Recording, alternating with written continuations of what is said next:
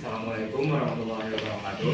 Waalaikumsalam warahmatullahi wabarakatuh. Terima kasih kepada Bapak yang hadir kita berikan kesempatan dalam presentasikan tugas kami hari ini yang berjudul Pendanaan dan Investasi dalam Ekonomi Kreatif.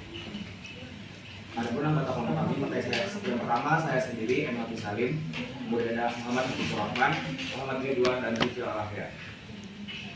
Adapun pembahasan dari materi kami hari ini, yang pertama adalah konsep pendanaan, kemudian ada sumber pendanaan, konsep investasi, peran investasi terhadap pengembangan, tantangan pendanaan dan investasi, kemudian strategi meningkatkan pendanaan dan studi kasusnya. Langsung saja kita masuk ke materi yang pertama, yaitu konsep pendanaan. Jadi saya akan menjelaskan konsep pendanaan dari yang dulu.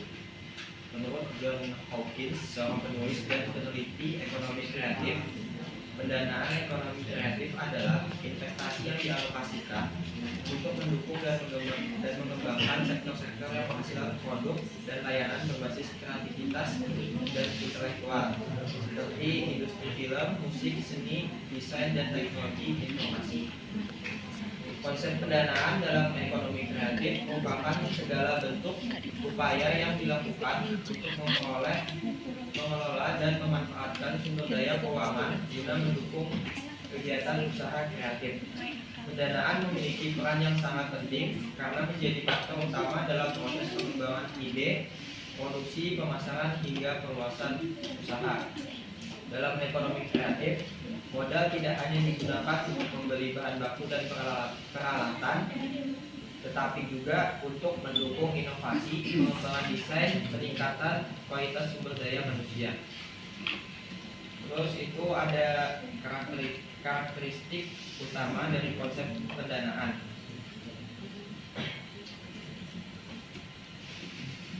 Jadi karakteristiknya itu ada menilai potensi ide, menilai kualitas produk, peluang pasar sebagai jaminan utama, serta dan juga bukan sekedar aset fisik semata. Adapun jenis-jenis pendanaan itu ada bagi menjadi dua, yaitu pendanaan konvensional yang menggunakan modal pribadi, pinjaman bank atau lembaga keuangan, investor atau modal ventura, serta hibah pemerintah. Dan yang kedua itu ada modern crowdfunding. Baik, selanjutnya adalah sumber pendanaan. Jadi dijelaskan sebelumnya konsep pendanaan.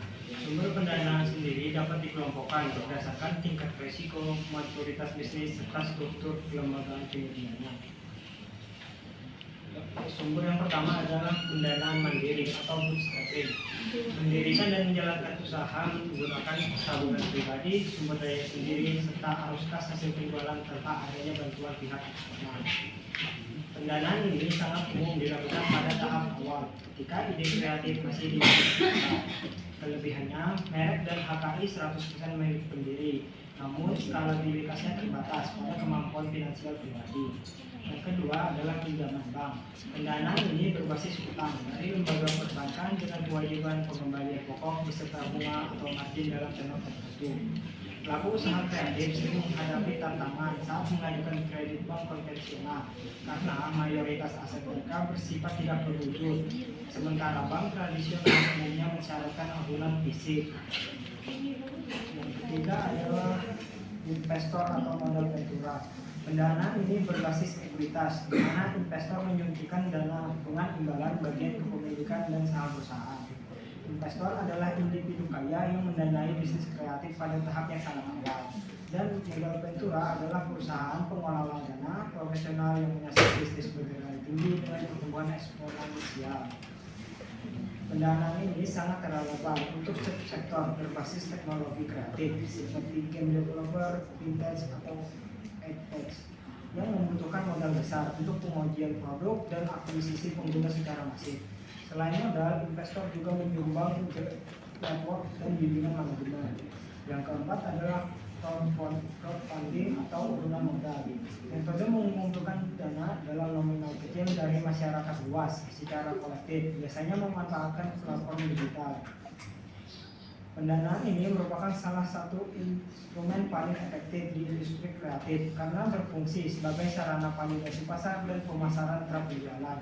Ada beberapa skemanya. Yang pertama adalah reward based, yaitu pendukung mendapatkan produk perdana atau merchandise atas nama kredit karya. Yang kedua adalah donation based, dukungan sukarela tanpa imbalan finansial. Dan yang ketiga adalah equity crowdfunding, publik membeli saham kepemilikan usaha kreatif yang sudah berjalan. Yang kelima, bantuan dan hibah pemerintah, dukungan finansial, pembiayaan atau fasilitas modal dari instansi pemerintah tanpa kewajiban pengembalian dana maupun menyerahkan saham perusahaan. Pemerintah memandang ini sebagai investasi strategis untuk mendorong pertumbuhan ekonomi berbasis pengetahuan, penyerapan tenaga kerja, dan pelestarian budaya. Contohnya seperti program hibah kementerian, fasilitasi pendaftaran hak kekayaan intelektual gratis, insentif pajak, atau dana pendampingan pameran internasional. Yang keenam, program inkubator dan akselerator usaha. Program ini merupakan pembinaan intensif bagi startup atau pelaku usaha kreatif yang menggabungkan inovasi, ruang kerja, pelatihan bisnis, hingga pendanaan awal. Untuk program inkubator itu untuk tahap gagasan awal atau ide awal, dan program akselerator untuk bisnis kreatif yang sudah beroperasi dan siap berkembang. Program ini menjembatani antara kreator ide dengan kemampuan eksekusi bisnis. Program ini diakhiri dengan dimulai untuk mempertemukan kreator langsung dengan investor. Kemudian selanjutnya adalah konsep investasi.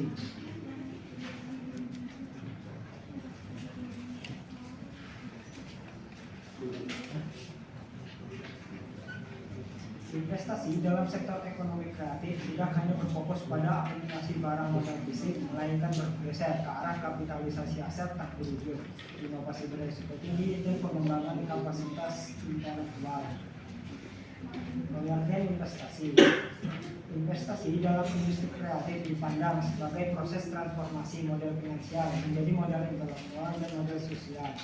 Berbeda dari investasi konvensional yang mengandalkan depresiasi aset fisik, investasi kreatif bertumbuh pada apresiasi potensial dari hak kekayaan intelektual dan network effect, di mana nilai dari produk atau karya kreatif dapat meningkat secara eksponensial.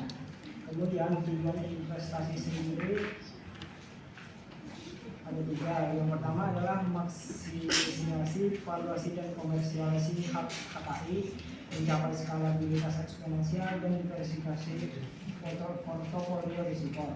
HKI membiayai tahapan dari ideasi hingga pendaftaran serta perlindungan HKI, sehingga aset tak berwujud memiliki kepastian hukum dan nilai pasar yang dapat dijamin. Kemudian mengakselerasi perluasan jangkauan pasar dan kapasitas produksi entitas kreatif melalui modernisasi infrastruktur teknologi. Kemudian untuk diversifikasi portofolio risiko, bagi investor menanamkan modal pada berbagai proyek atau sukses kreatif seperti film atau pengembangan permainan berfungsi sebagai strategi untuk menyebar risiko. Mengingat industri ini bersifat high risk high return. Kemudian untuk jenis investasi sendiri ada juga investasi aset tak berwujud, investasi aset berwujud dan infrastruktur, dan investasi modal manusia dan sosial. Investasi aset tak berwujud dialokasikan khusus untuk pengembangan, akuisisi, dan komersialisasi aset intelektual, mencakup kegiatan riset dan pengembangan, pembuatan prototipe, desain produk, penelitian pasar, serta biaya legalitas perlindungan hak cipta, merek, dan paten.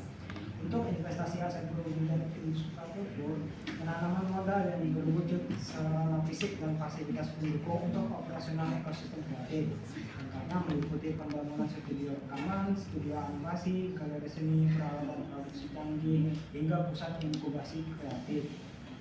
Yang ketiga adalah investasi modal manusia dan sosial.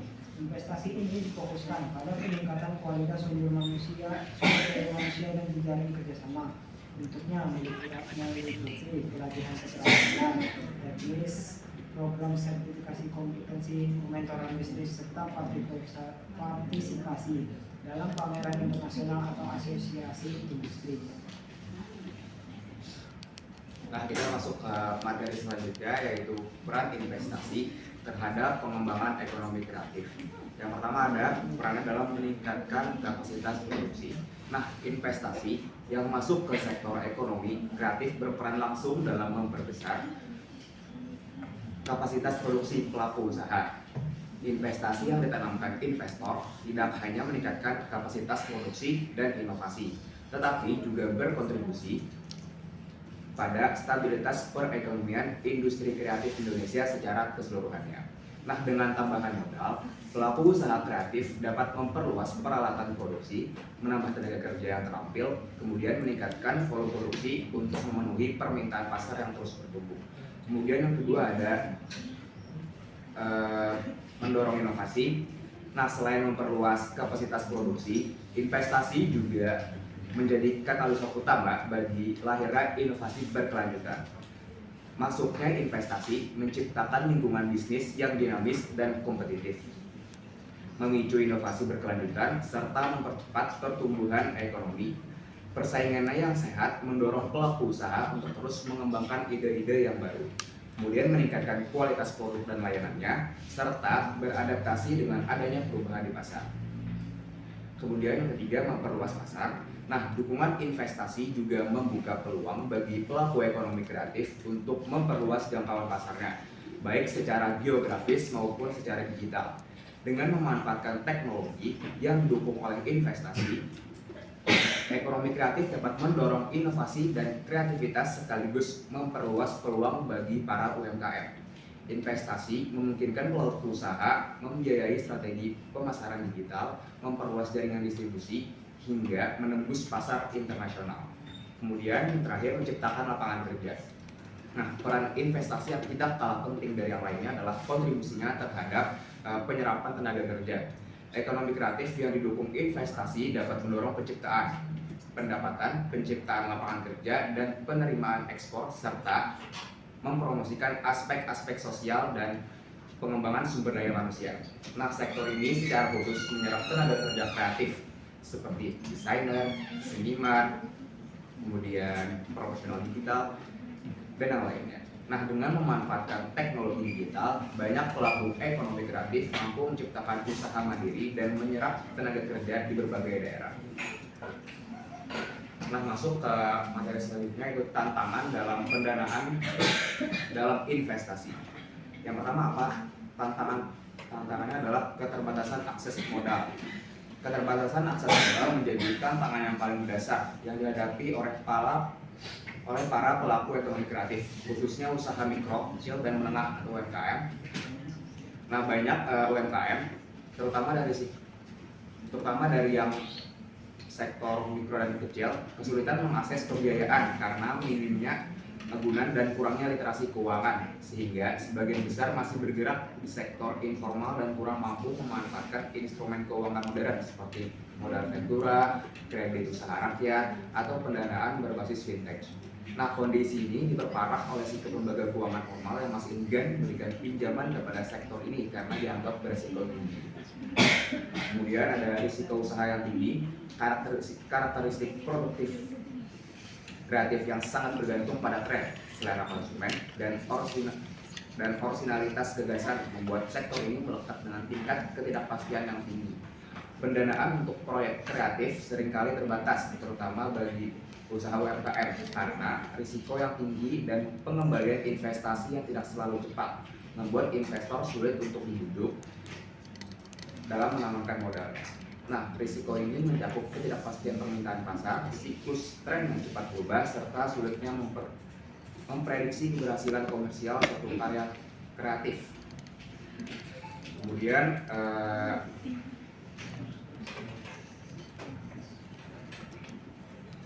ada yang sulit itu kurangnya literasi keuangan. Rendahnya literasi keuangan dari para UMKM ini menyebabkan mereka tidak tahu peraturan-peraturan yang disebarkan oleh pemerintah tentang dalam pendanaan dalam investasinya. Mereka kurang membaca, makanya menyebabkan mereka tidak tahu peraturan dalam berinvestasinya. Kemudian ada persaingan pasar yang tinggi. Ketatnya persaingan pasar baik domestik maupun global menjadi tantangan tersendiri bagi pelaku ekonomi kreatif dalam menarik pendanaan dan investasi. Pelaku industri kreatif menghadapi persaingan ketat termasuk produk impor dan bajakan. keterbatasan modal dan akses pendanaan, perlindungan hak kekayaan intelektual yang lemah, serta tren konsumen yang cepat berubah. Di kancah internasional, persaingan juga semakin ketat karena negara-negara seperti Korea Selatan dan Jepang lebih unggul dalam kualitas produk kreatif yang menuntut pelaku usaha kreatif domestik untuk terus berinovasi meski dengan keterbatasan sumber daya finansial. Setelah membahas berbagai tantangan yang dihadapi pelaku ekonomi kreatif, sekarang kita masuk ke bagian yang tidak kalah penting, yaitu strategi untuk meningkatkan pendanaan dan investasi. Ada beberapa upaya yang dapat dilakukan agar pelaku usaha itu lebih mudah memperoleh pembiayaan sekaligus mampu mengembangkan usahanya secara berkelanjutan. Yang pertama yaitu adalah memperkuat manajemen keuangan. Banyak usaha kreatif memiliki produk yang bagus, tapi masih belum memiliki catatan keuangan yang rapi. Padahal laporan keuangan itu menjadi salah satu pertimbangan penting bagi bank ataupun investor. Dengan pengelolaan keuangan yang baik, peluang memperoleh pendanaan itu juga akan semakin besar. Strategi kedua yaitu memanfaatkan teknologi digital. Saat ini pelaku usaha tidak hanya bisa memasarkan produknya secara online, tapi juga memperoleh pendanaan melalui fintech maupun crowdfunding. Teknologi digital juga membantu pelaku usaha menjangkau pasar yang lebih luas dan meningkatkan kepercayaan lembaga pembiayaan. Selanjutnya adalah membangun kerjasama dengan investor.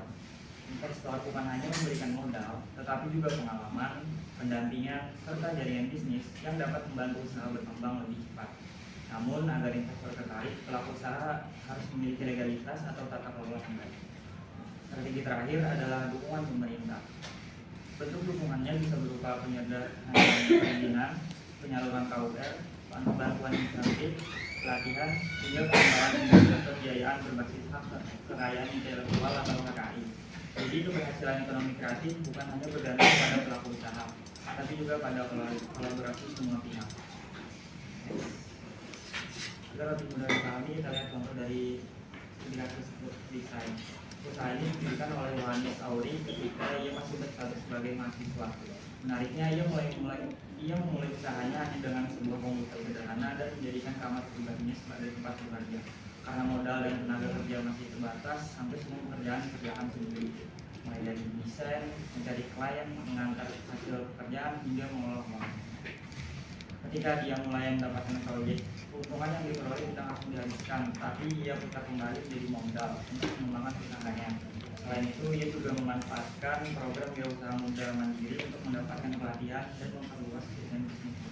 Hasilnya, Lux Design berkembang dari usaha rumahan menjadi perusahaan desain grafis yang memiliki kantor sendiri dan bahkan membuka unit digital printing. Dari studi kasus ini kita bisa melihat bahwa modal besar bukan satu-satunya kunci keberhasilan.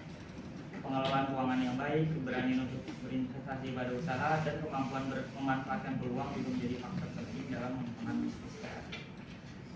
Selanjutnya akan saya serahkan kepada Beliau.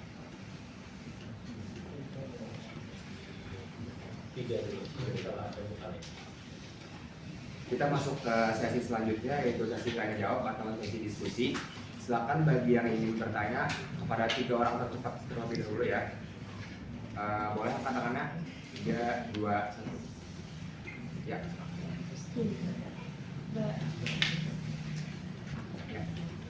Baik, terima kasih. Sebelumnya perkenalkan nama saya Aziza Cantika Handayani dengan NIM 241031322010.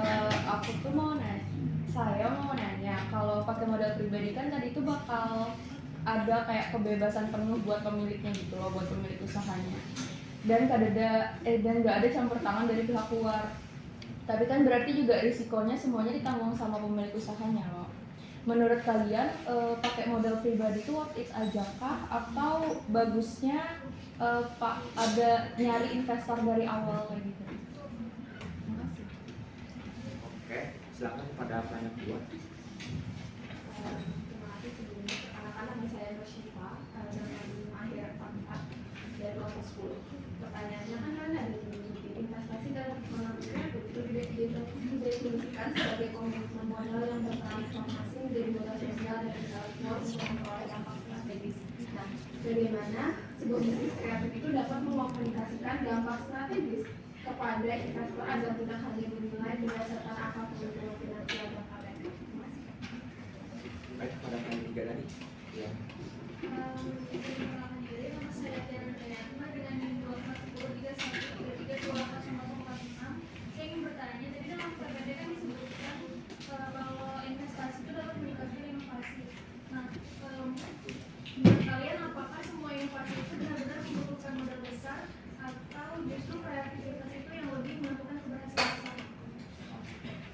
kepada teman-teman saya bertanya, saya nggak tolong kirimkan di grup pertanyaannya ya.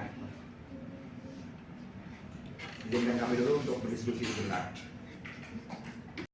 Modal pribadi itu worth it atau enggak? Jadi menurut kami penggunaan modal pribadi itu memang memiliki keuntungan karena pemilik usaha memiliki kebebasan penuh dalam mengambil keputusan tanpa campur di lingkungan. Namun di sisi lain, seluruh risiko usaha juga harus ditanggung sendiri. Jika bisnis mengalami rugi atau berkembang, pemilik akan menanggung dampak finansialnya secara penuh. Selain itu, keterbatasan modal pribadi itu juga dapat memperlambat perkembangan usaha dan meningkatkan risiko kebangkrutan. Menurut kami, pilihan tersebut tergantung lagi pada kondisi usaha yang dijalankan.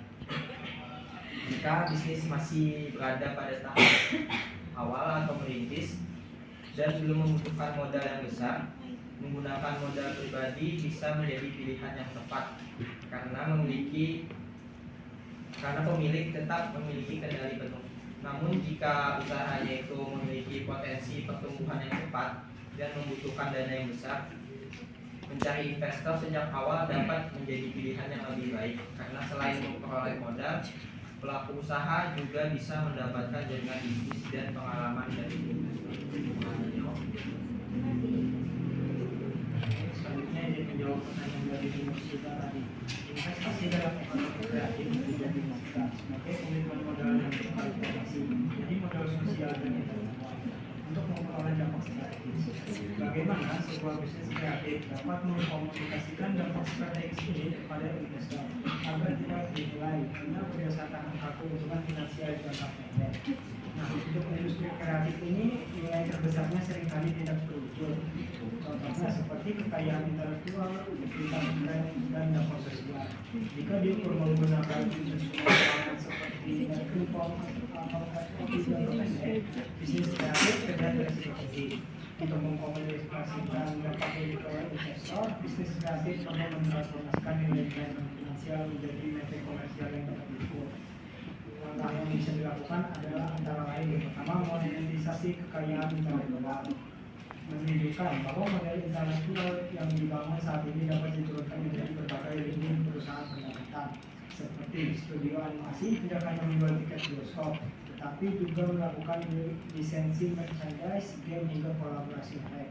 Yang kedua, mengukur customer lifetime value dan modal sosial, menggeser fokus investor dari sekadar profit penjualan ke harga akuisisi pelanggan. Caranya adalah menunjukkan engagement rate, tingkat retensi, dan organic growth. Komunitas yang loyal berarti biaya pemasaran di masa depan akan jauh lebih efisien, yang secara langsung berdampak pada profitabilitas dan pajak. Yang ketiga, mengadopsi kerangka kerja ESG dan social return on investment. Investor modern semakin memperhatikan aspek kerangka environmental, sosial, dan governance.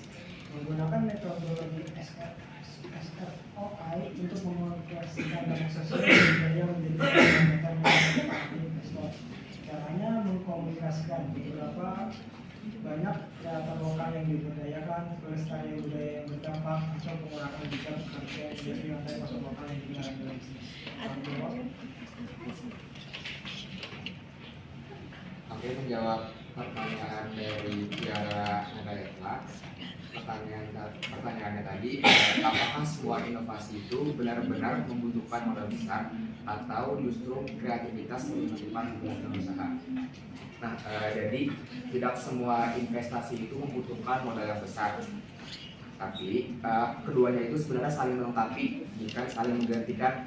Nah, pada tahap awalnya nih, untuk mencari ide, prototipe, atau eksperimen desain, kreativitas itu jauh lebih menentukan daripada besarnya modal.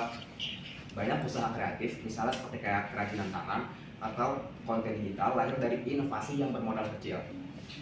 Kemudian nih, peran investasi ini menjadi krusial ketika inovasi ingin diskalakan lebih besar, misalnya dari pasar lokal ke pasar ekspor, atau dari rumahan ke produksi yang lebih massal.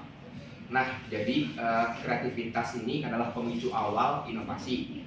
Sedangkan modal atau investasi adalah jalan yang menentukan seberapa besar dan seberapa cepatnya inovasi itu bisa berkembang dan bertahan di masa. Apakah terjawab?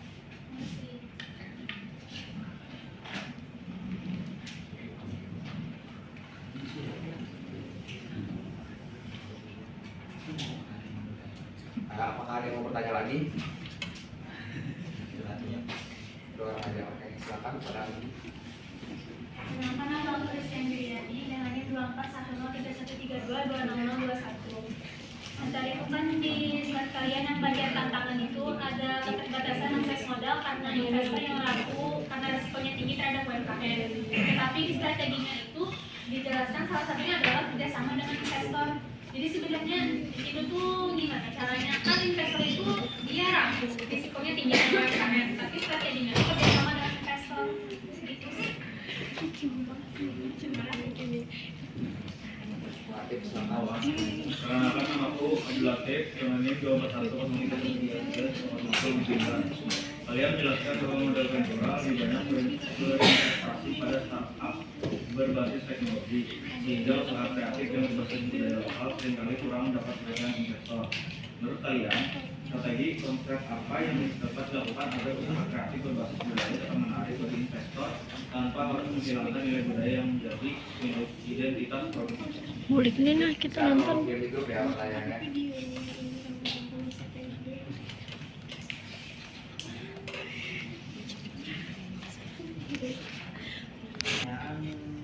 Strategi konkret apa yang dapat dilakukan agar usaha kreatif berbasis budaya tetap menarik bagi investor tanpa harus menghilangkan nilai budaya yang menjadi identitas produknya?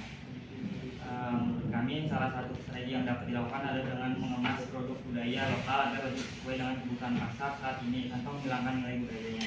Misalnya motif tradisional dapat diterapkan pada produk modern seperti pakaian, aksesori, atau dekorasi rumah sehingga tetap memiliki daya tarik bagi konsumen. Selain itu, pelaku usaha juga perlu memanfaatkan teknologi digital untuk memperluas pemasaran dan menunjukkan potensi bisnisnya pada investor. Investor biasanya tidak hanya melihat nilai budaya suatu produk, tapi juga peluang besar dan keuntungan yang dapat dihasilkan. Jadi pelaku usaha itu harus mampu membuktikan bahwa produk berbasis budaya lokal ini memiliki pasar yang luas dan dapat berkembang secara berkelanjutan. Selain itu, kerjasama dengan pemerintah, komunitas, dan akademisi juga penting untuk memperkuat identitas budaya sekaligus meningkatkan kualitas produk. Dengan begitu, usaha kreatif berbasis budaya tetap dapat berkembang dan kehilangan identitasnya. Izin menjawab pertanyaan dari Rizky Angira ini. Bunyi pertanyaannya adalah di PPT kalian kan bagian tantangan menjelaskan keterbatasan akses modal karena investor aktif berinvestasi terhadap UMKM karena risiko yang tinggi. Tapi di strategi kalian salah satunya memutuskan kerjasama dengan investor. Apa maksudnya itu?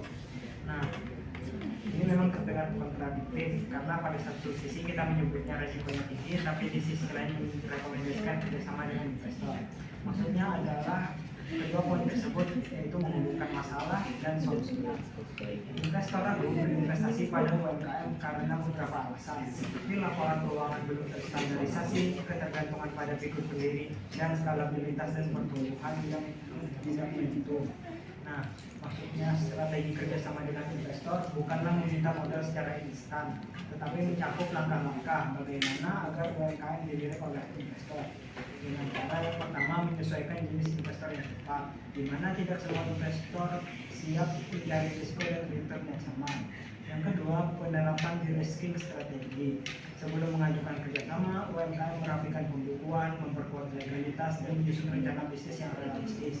Ketika risiko-risiko ini terminimalisir, keraguan investor akan berkurang. Dan yang ketiga adalah model skema kerjasama berbasis kemitraan strategis. Kerjasama tidak harus selalu berbentuk penjualan saham penuh. Bisa juga menggunakan skema bagi hasil atau modal ventura berbasis harian, di mana investor mendapatkan bagian dari keuntungan penjualan harian atau bulanan tanpa terbebani risiko jangka panjang.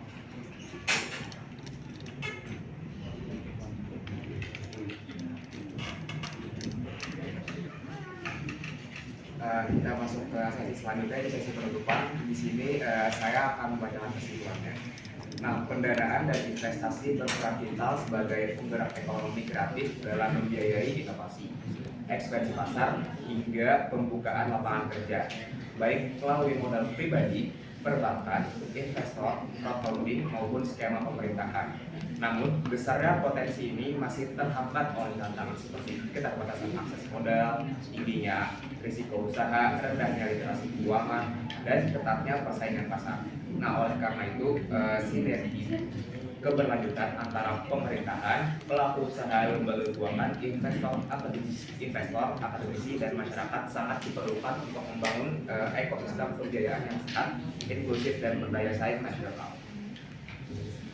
Itu saja yang dapat disampaikan dari kelompok kami. Terima kasih. Wassalamualaikum warahmatullahi wabarakatuh.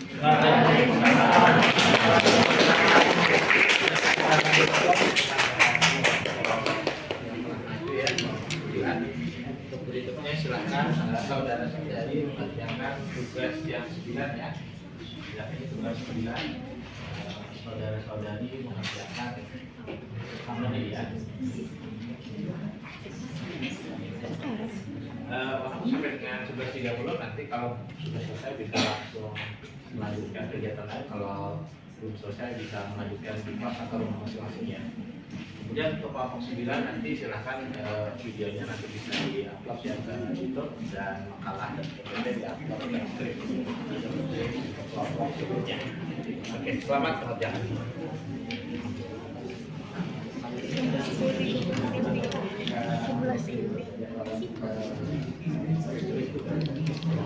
ini lagi.